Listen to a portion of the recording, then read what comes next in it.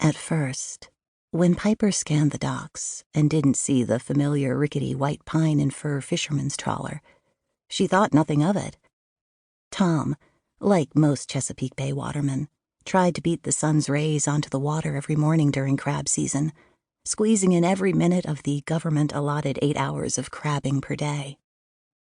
That put him back in the harbor just after lunch most afternoons, with plenty of time for his onshore duties. Icing his catch, checking his floats, tending to the boat. But, inevitably, some mornings there was a delay, a net needing mending, the buy boat running late. On those days, Tom's dead rise would come puffing into the harbor later than the others, when the sun was halfway down the other side of the sky. But whether it was 2, 3, or 4 in the afternoon, it didn't much matter. Time on Frick Island had always been more of a theoretical concept, measured in jiffies or a-whiles or later-ons. Still, even though there was no telling on any given day when Tom would return, every afternoon when the Blue Point market closed at 3, Piper flew through her closing responsibilities, moving the packaged deli meats, cheeses, and any unsold fresh crab cakes from the display cooler to the back refrigerator, mopping the cracked linoleum floors, hanging up her apron on the hook in the office, and slipping her card in the punch time clock, even though she had never seen Mr. Garrison so much as look at them, and rushed over to the docks.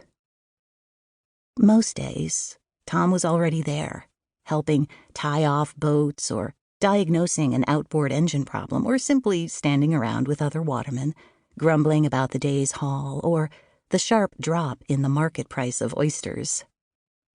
And sometimes, on those days, the breath would catch in Piper's throat, and she'd stop and stare at him for a beat in wide wonder that of all the places in the world, God had found it fitting to put Tom Parrish on the same tiny spit of land that she, too, inhabited. And even more miraculous, that though he could have had his pick of mainland girls at the high school they once ferried over to before the sun woke every weekday, Tom chose her. Fire. That was what Piper remembered when she thought of those early days on the ferry with Tom.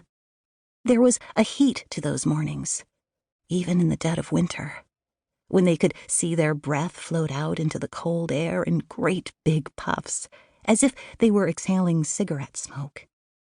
She'd never forget the way the clouds would suddenly blush pink at the first kiss of sunlight, and how her face followed suit whenever she caught Tom looking at her. Or the way when Tom, 2 years her senior, first sat next to her on the boat, when there were at least 10 other empty spots he could have chosen, and his thigh burned so hot against hers, even through their jeans, that it warmed her entire body from the inside out, and she thought she might die from the sheer pleasure of it. And she'd been dying 1,000 tiny pleasurable deaths every day ever since, like the first time he clumsily kissed her behind his dad's crab shack sophomore year, catching just the corner of her mouth and a few locks of her hair. And the second time, a week later, when he didn't miss at all.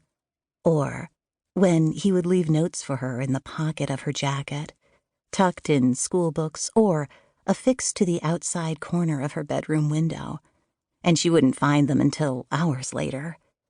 Running her thumb over the tiny block letters of his handwriting, her heart fit to burst. Or when, just a year earlier, they had been lying in the bottom of the very boat she was now scanning the horizon for and, looking at the moon, he had whispered the words she realized she'd been waiting to hear from him since she was 14. "We should get married." She agreed immediately, because after 7 years, she still felt the same way she did those mornings on the ferry, that when he looked at her, she was alive, and when she was away from him, she counted down the seconds until he would be near again. But on this breezy April afternoon, Piper would have to count for a little while longer, it seemed. She slunk over to the bench, swiping the beads of water off of it with her bare hand. There had been a storm that morning when they woke, a spring squall angering the seas, creating choppy waters that slowed even the most experienced boat captains. But watermen didn't stop for weather. As Bob Dan Gibbons, the official Frick Island ferryboat captain, often explained to the boatloads of tourists visiting from the mainland, "The crabs don't know it's raining.